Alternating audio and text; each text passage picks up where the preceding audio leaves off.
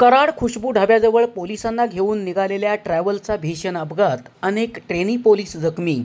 Eicher टेम्पोला वाचवण्याच्या नादात travels घुसली खोल्यांवर, खोल्यांचा चुराडा। बुधवारी सकाळी 10च्या सुमारास झाला अपघात। घटनास्थळावरून मिळालेल्या माहितीनुसार पाटणवरून बंदोबस्ताला असलेल्या ट्रेनी पोलिसांना घेऊन एक ट्रॅव्हल्स व एक मिनी ट्रॅव्हल्स सांगलीकडे निघाल्या होत्या। दरम्यान खुशबू ढाब्यासमोर आल्यानंतर अचानक आयशर ट्रक दुभाजकांमधून वळला। या आयशर ट्रकला वाचवण्यासाठी ट्रॅव्हलवाल्याने गाडी बाजूला घेण्याचा प्रयत्न केला, मात्र ही ट्रॅव्हल्स सरळ रस्त्याकडेला असणाऱ्या खोल्यांवर गेली। यामुळे सर्व खोल्या उद्ध्वस्त झाल्या आहेत। या अपघातात अनेक ट्रेनी पोलीस जखमी झाले आहेत। या दोन ट्रॅव्हल्समध्ये सुमारे 80 पोलीस होते आणि ते सांगली येथे बंदोबस्तासाठी चालले होते।